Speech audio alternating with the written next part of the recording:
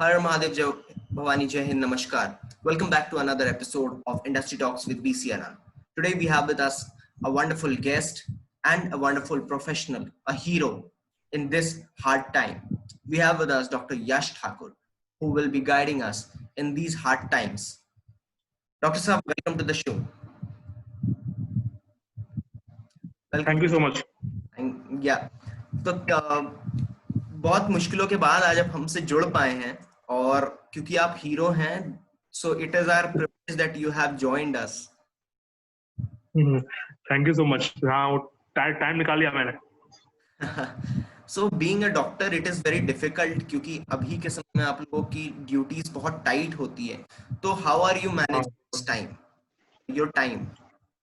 Actually ये time manage करना तो बहुत डिफिकल्ट है, सच में बहुत डिफिकल्ट है, लेकिन फिर भी मैनेज करना पड़ता है. क्या करें, सब कुछ बाद में, पहले पेशेंट की जान. अगर डॉक्टर के नाते हमें पहला ड्यूटी है पेशेंट की जान बचाना. अगर पेशेंट की जान बचा रहे हैं तभी सब कुछ कर रहे हैं, और अगर वो काम छोड़ के, अपना काम छोड़ के और कुछ कर रहे हैं तो वो सब बाद में.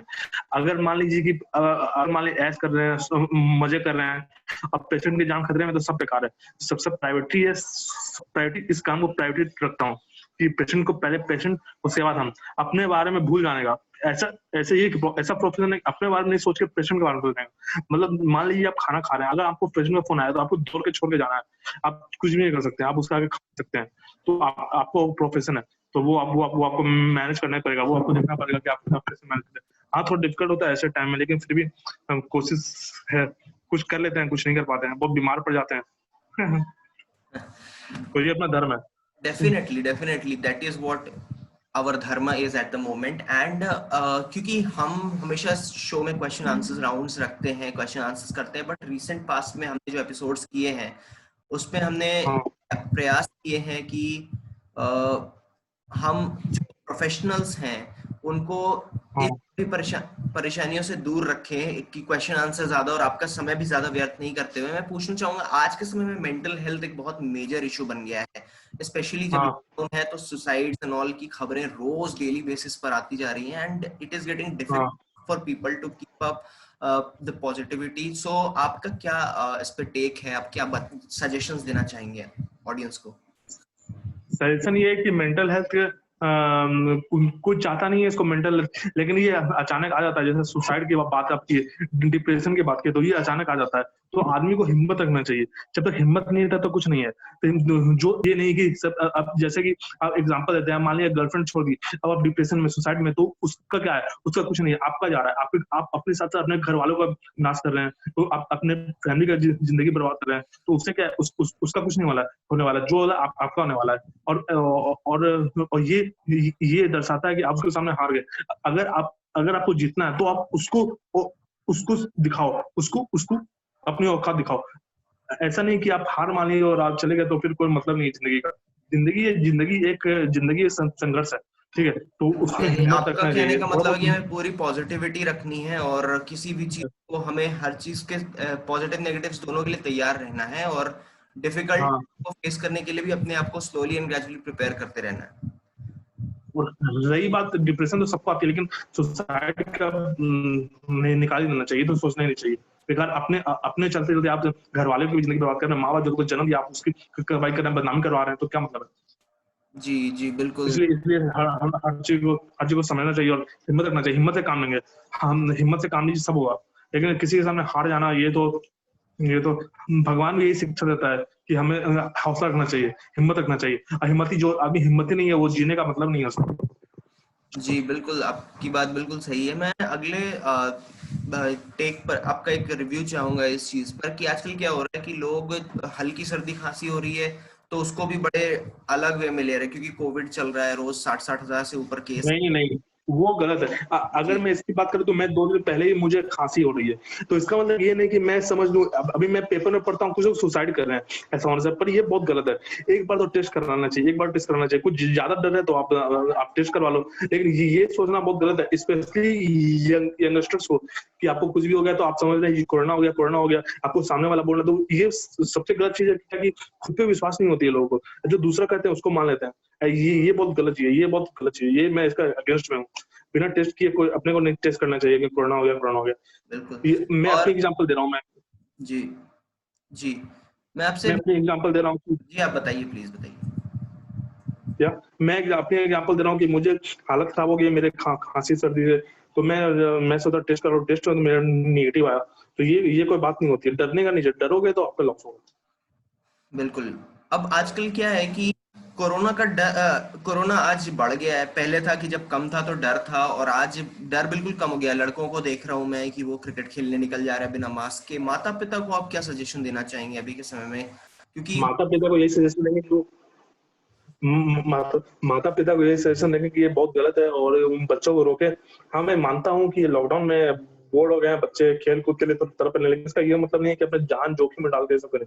अपना बिना मास्क का तो बिल्कुल नहीं। अगर निकले तो वो घर पे पहले अच्छे सैनिटाइजर रखें, मास्क मास्क हमेशा पहन के रखें।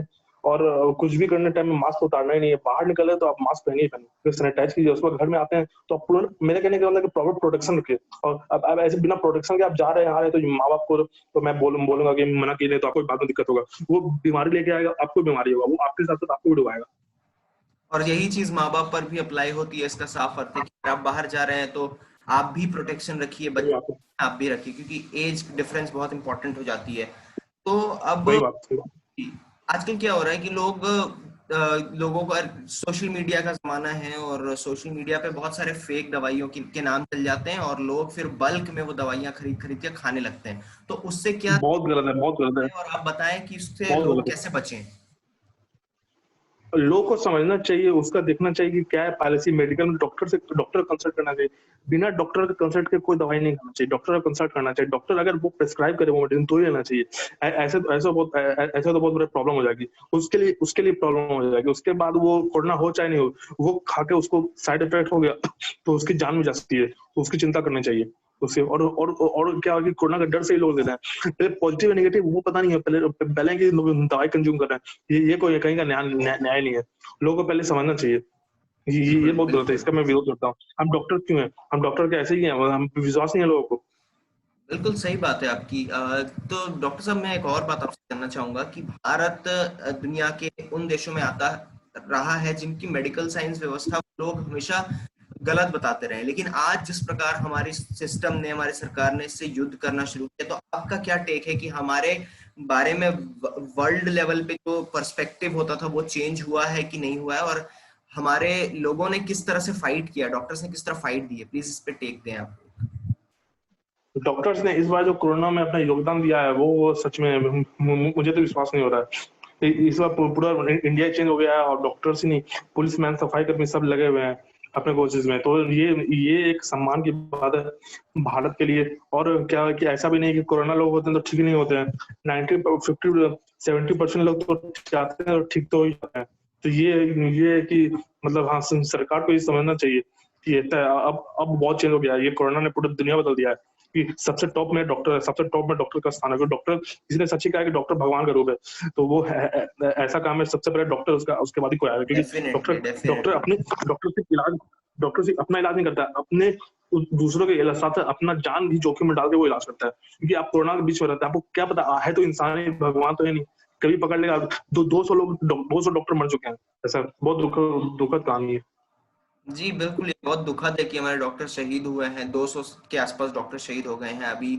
योद्धा हैं वो। और सिर्फ डॉक्टर्स ही नहीं, हमारे जितने फ्रंट लाइन रनर्स हैं, जैसे हमारे सफाई हम्म, कर्मचारी हो गए, हमारे जो फायर फाइटर्स हैं, और हमारे पुलिस कर्मी हैं, हमारी सेना के जवान हैं, और अन्य जितने जिनके नाम मैंने नहीं लिए, शिक्षक भी उसमें आते हैं जो ऑनलाइन पढ़ा रहे, फैसिलिटीज नहीं होती है तो उनको ऐसी जगहों पे जाके पढ़ाना होता है जहाँ नेटवर्क होता है। तो ये बहुत ही बड़ी अचीवमेंट है भारत जैसे देश के लिए, जहाँ पर जिसको लोग थर्ड वर्ल्ड कंट्री समझते थे, लेकिन हम कभी रहे नहीं थर्ड वर्ल्ड कंट्री। हमने प्रारूप और हाल में हमने देखा कि डॉक्टर्स के सम्मान के लिए भारत सरकार और सेना और आर्मी, एयरफोर्स ने स्पेशली फूल बरसाए थे। तो ये बहुत बड़ी बात है, अचीवमेंट है ये।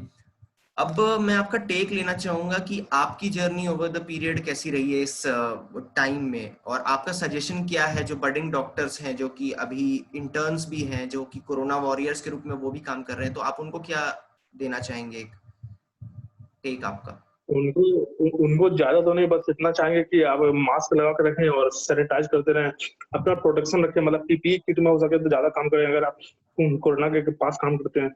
और अपने घर वालों से थोड़ा बच कर रहें, ताकि आपके कारण दूरी दो वो बनाए नहीं हो जाए। जी। और आपकी और इम्यूनिटी बनाए, इम्यूनिटी सबसे ज्यादा जरूरी है। इम्यूनिटी बनाए, गर्म पानी पिए, फल खाएं, दूध पिए, हो सकते है तो नॉनवेज खा सकते हैं। ये सब खाना पीने का ध्यान रखना चाहिए। अभी बिना खाना पिए आप योगदान दे रहे हैं तो ये कोई मतलब नहीं है। खाना पीना भी जरूरी है, जितना सेवा कर रहे हैं उसके साथ खाना पीना भी जरूरी है, क्योंकि वो आपकी इम्यूनिटी को बढ़ाता है। जबकि आप इम्यूनिटी नहीं है तो वो आप कुछ नहीं है। और सुबह को उठ के एक्सरसाइज, योगा, मेडिटेशन करना चाहिए, ताकि आपके अंदर की इम्यूनिटी अच्छी हो। और जी जितना हो सके बिल्कुल। पीपी रहना चाहिए, और अपना और लोगों की सेवा करना चाहिए, और बस। जी डेफिनेटली मैं वो तो खुद डॉक्टर है। मेडिटेशन और योगा पर आ ही रहा था इसके बाद। तो मतलब मेडिटेशन का रोल आप यंगस्टर्स को प्लीज समझाइए, यंगस्टर्स ही नहीं बुजुर्गों को, और योगा का, क्योंकि भारत योग विश्व का योग संस्थान है जहाँ पर योग का सर्जन हुआ। तो प्लीज क्या इंटेक देंगे लोगों को? योगा बहुत जरूरी है, मेडिटेशन बहुत जरूरी है, क्योंकि ये सिर्फ आपकी मानसिक स्थिति नहीं, आपकी शारीरिक शक्ति भी स्ट्रॉन्ग करता है। आपकी आपकी आपकी ब्रेथ, आपकी सांस लेने की शक्ति को तकलीफ, आपकी बॉडी को पूरा मजबूत करता है, आपकी इम्यूनिटी बढ़ाता है। हर तरह से वो लाभदायक है, आपको स्वस्थ रखता है, आपको मेंटलिटी फिट रखता है। वो हर तरह से ठीक है। अब आपको कोई जल्दी बीमारी नहीं हो सकता है। बहुत लोग जिम जाते हैं, तो जिम में क्या है कि जिम में आर्टिफिशियल एक्सरसाइज है, वो आपके बॉडी में लगेगा। आप अगर आप जिम किए तो मतलब 10 दिन किए जिम, उसके बाद आप नहीं कंटिन्यू करें तो वो आपका बॉडी फैट जो है वो वापस बढ़ जाएगा, ठीक है। लेकिन अगर आप योगा पर्टिकुलर करें तो योगा परमानेंट होता है। योगा आप 10 दिन करके छोड़ भी दिए तो भी वो बढ़ेगा नहीं, ठीक है। और वो बहुत जरूरी है, आपको वो आपको आपके करने का है ना, इंटरनल तो ग्रोथ को इम्प्रूव सुबह। करेगा मतलब। हाँ, हाँ वही मेन वही है। जी और कंसंट्रेशन बढ़ाएगा। जी। तो इसका साफ अर्थ ये है, हमारे साथ ऑडियंस को मैं बता दूं, जो हम अभी लाइव देख रहे हैं, कि डॉक्टर साहब कह रहे हैं कि योगा मेडिटेशन बहुत इंपॉर्टेंट है। और आप इधर उधर की बातों से बचे, सोशल मीडिया के फेक चीजों से, अब तक जो डॉक्टर साहब ने बताया है कि फेक न्यूज से बचें, इम्पल्सिव रिएक्शन हर चीज का ना दें। और डेफिनेट बात यह है कि बेकार की दवाइयां ना खाएं, बिना प्रिस्क्राइब दवाइयां ना खाएं। अब आपसे मैं जानना चाहूंगा कि घरेलू नुस्खों के बारे में आप कुछ बताएं हमारे ऑडियंस को, क्योंकि मैं जानता हूं ये थोड़ा सा आउट ऑफ द कॉन्टेक्स्ट जा सकता है, मगर आप एक डॉक्टर हैं और एक भारतीय डॉक्टर हैं, तो आपसे ये पूछना गलत भी नहीं है, मुझे लगता है। इसका तो मुझे ज्यादा आइडिया नहीं है, पर घरेलू उसको में आप दूध, दही, दही नहीं, दूध, हल्दी, दूध में हल्दी डाल करके पी सकते हैं अगर आपको जी चाहिए तो। जी और आप ग्रीन वेजिटेबल ज्यादा खा सकते हैं। आप हो सके अगर नॉन वेजिटेरियन तो ज्यादा नॉन वेज जितना कंज्यूम कर सकते हैं। गर्म पानी पी सकते हैं, ठंडा पानी पीना मना है, गर्म पानी पी सकते हैं। और कुछ दवाइयां आती है इम्यूनिटी बढ़ाने के लिए, वो आप ले सकते हैं। तो उससे क्या होगा कि आपका बॉडी फंक्शन करेगा, वो वीक नहीं होगा।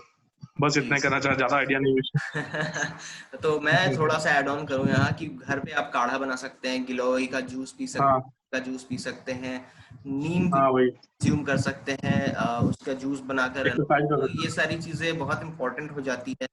और अब कयास लगाए जा रहे हैं कि भारत भी इस रेस में शामिल है, जहां चूंकि अभी हाल में जब इंडिपेंडेंस डे की स्पीच में प्रधानमंत्री जी ने कहा कि 3 जगहों पे, 3 अलग अलग रूप में, चरणों में वैक्सीन पे काम हो रहा है। तो आपको क्या लगता है कि वैक्सीन के ऊपर एक इंटेक, मैं जानता हूँ ये थोड़ी जल्दबाजी है, लेकिन क्या इंटेक है आपका वैक्सीन के ऊपर? मुझे लगता है कि वैक्सीन आ भी जाएगा तो भी पॉपुलेशन क्योंकि इंडिया का बहुत बड़ा है, तो वो थोड़ा टाइम लगेगा, वो 2-3 महीना तो लगेगा सबको देने में। और मैं उसका डोज बहुत वो थोड़ा कॉस्टली तो होगा ही। हर वैक्सीन कॉस्टली होगा, तो गरीब लोग, पुअर लोग हैं, उनको थोड़ा खरीदने में दिक्कत होगा।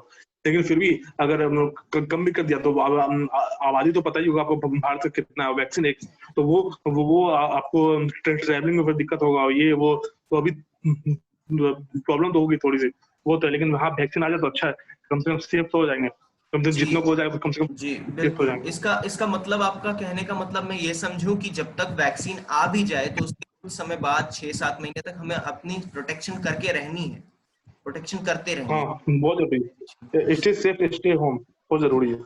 जी जी बिल्कुल। तो एक इनटेक में और लेना चाहूंगा कि जब स्कूल्स खुले, मान लीजिए 3-4 महीने में स्कूल्स खुलते हैं, तो क्योंकि स्कूल्स और कॉलेजेस में बड़ा मास जाता है, तो आप उन बच्चों को क्या सजेशन देना चाहेंगे जो कल को स्कूल जाएंगे, कॉलेज जाएंगे? उन बच्चों को मैं ये सजेशन देना चाहूंगा कि सोशल डिस्टेंसिंग बहुत जरूरी है स्कूल में। तो जी जी सोशल डिस्टेंसिंग बना के रहें, हमेशा मास्क पहन करके, मास्क उतारे नहीं।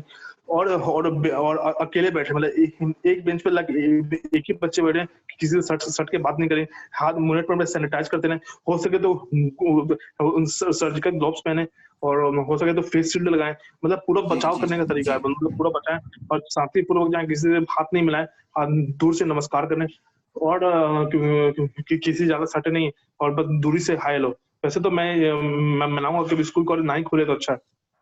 हाँ, जल्दी ना ही खुले तो बहुत बेहतर है, क्योंकि हाँ अपने अमेरिका की हाल में जो स्थिति हुई है, 97,000 से अधिक बच्चे करीब करीब कोविड पॉजिटिव हो चुके हैं, बहुत दुखद है। हाँ वही। डॉक्टर साहब, एक फ्रंटलाइन वॉरियर के होने के कारण आपकी जिम्मेदारी और आपका सम्मान सबसे इम्पोर्टेंट है, जो कि आपको आज लोग एक वापस से रिस्टैब्लिश हुआ है। तो एक डॉक्टर के नजरिए से और एक ह्यूमन से आज आप क्या मैसेज देना चाहेंगे हमारी ऑडियंस को? एक मैसेज जो आप देना चाहें। मैसेज कैसा, समझा नहीं मैं। जी, मेरा यही कहने का मतलब है कि एक लाइफ लेसन जो आप हम सबको देना चाहें, क्योंकि हमारे जितने एक्सपर्ट रहते हैं वो एक मैसेज अपनी तरफ से देते हैं जो अपने प्रोफेशन की तरफ से हैं, कि वो क्या अच्छा, कर रहे हैं। जी, एक प्रोफेशन, तो ये मैसेज है कि आदमी को मेहनत करना कभी नहीं छोड़ना चाहिए, आदमी को मेहनत करते रहना चाहिए, अंतिम सांस तक सफलता मिले चाहे नहीं मिले वो किस्मत की है, लेकिन अपने हाथ में तो मेहनत है ना। अगर आप मेहनत कर रहे हैं, मेहनत कभी बेकार नहीं जाती, अगर आप मेहनत कर रहे हैं तो किस्मत आपका साथ जरूर देगा, ठीक है। और अगर हाईएस्ट पोस्ट पे पहुंचना है तो उस तरह से पढ़ाई करना चाहिए, उस तरह से मेहनत करना चाहिए, उस तरह से लगन बहुत जरूरी है, उस कंसंट्रेशन के साथ पढ़ाई करना जरूरी है। वो लोग पढ़ रहे हैं तो उनको कम से कम मेडिकल की तैयारी जो कर रहे हैं उनके लिए मैं 7 से 8 घंटा तो पढ़ना ही पड़ेगा दिन दिन भर में। और अभी का टाइम है, अभी बढ़िया मौका है उन बच्चों को जो भी देने वाले हैं नीट एग्जाम, तो वो अच्छे से तैयारी करें। और उनको 2 बार जैसा कि नीट पोस्टपोन भी हो गया है तो उन्हें मौका मिल गया है। और मेहनत से कोई हार नहीं मानना चाहिए और कभी कायरता नहीं दिखानी चाहिए वेरी और ट्रू, हिम्मत बिल्कुल। रखनी चाहिए, हौसला रखना चाहिए, बहुत बहुत जरूरी है। और हमेशा कोई चीज को पॉजिटिव होना चाहिए, be positive. Definitely, so a very big message to all of you, कि जो हमारे डॉक्टर साहब, हमारे माननीय मेहमान कह रहे हैं कि मेहनत कभी भी आपको कभी भी खाली नहीं जाती है, आपको मेहनत हमेशा सफलता की ओर ले जाती है। और रिजल्ट्स तो बाद की बात है, ऐसा कहा जाता है, कहा ही गया है श्रीमद् भगवद गीता में, कर्मण्येवाधिकारस्ते मा फलेषु कदाचन, कर्म कीजिए फल की चिंता मत कीजिए। तो सब मेहनत करें। डॉक्टर साहब, आखिर चूंकि ये बहुत आपका भी समय कीमती है और मैं ज्यादा समय नहीं लूंगा, तो इस यहाँ धन्यवाद। तक कि जी बिल्कुल। गीता में भी कृष्ण जी ने बोला है कि जो हो रहा है अच्छा हो रहा है, जो होगा वो अच्छा होगा, फल की चिंता मत करो।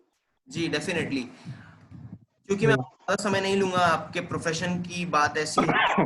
मैं अपने एक सवाल पर आऊंगा जो कि थोड़ा सा मेरे महत्वाकांक्षा से जुड़ा हुआ है। आपको इंडस्ट्री टॉक्स विद बीसी अनंत के बारे में क्या कहना है, और आपको कैसा लगा इंडस्ट्री टॉक्स विद बीसी अनंत पर आकर? बीसीए आनंद इंडस्ट्री में मुझे बहुत अच्छा लगेगा जब वो आपने वो बुक ऑथर कितना ब्रोकन ट्रुथ, मुझे वो बुक का नाम हमेशा याद रहेगा। तो वो बुक मुझे मस्त लगा, वो बुक मुझे लगा, मैं तो पढ़ा नहीं हूँ पर जल्दी मैं कोशिश करूंगा पढ़ने की। तो लेकिन डेफिनेटली। वो आपको फाउंडेशन है ना, वो मुझे वो मुझे बहुत पसंद है, जो लगन है ना, जो का फेमस है। आपके बीसीए फाउंडेशन मैं अपने कॉलेज में तक भी फेमस कर चुका हूँ। जी, बहुत तो वो धन्यवाद आपका। धीरे धीरे आप इतना अच्छा है कि मुझे तो बहुत पसंद है, इसलिए आप कोई मीटिंग बोलते हैं मैं तैयार रहता हूँ, कभी मना नहीं करता हूँ। नहीं, बिल्कुल, आप एक इंस्पिरेशन है, सोर्स ऑफ इंस्पिरेशन है, जो कि एक डांसर भी हैं और एक कलाकार भी हैं, और साथ साथ उसके साथ एक डॉक्टर भी हैं, एक फ्रंट लाइन वॉरियर और एक हीरो हैं। तो बहुत अच्छा लगा, बहुत मेरा सौभाग्य है हमारी आप भी ऑर्गेनाइजेशन इंस्पिरेशन है, का ऑथर, मैं आप भी एक ऑथर हो, इंस्पिरेशन। ये सारे शब्द जो आपने कहे, this is dedicated to my organisation, the BC foundation and the ambassadors so far. So thank you very much, Dr. Saab, for joining us. To all the audience, please take in consideration whatever Dr. Yash Thakur has said just now. He and he has said all these things because of his experience, and you all must take it very seriously. So you can all always contact him. The social links are always there on our screen, and if you haven't subscribed to the channel, please subscribe. Till then, take care and keep watching Industry Talks with BC Anand. Signing out with smile from the side of Adi Shakti Media, Shiv Shakti Productions, and BCA Foundation. Jai Hind, Jai Bharat, Vande Mataram. Bye.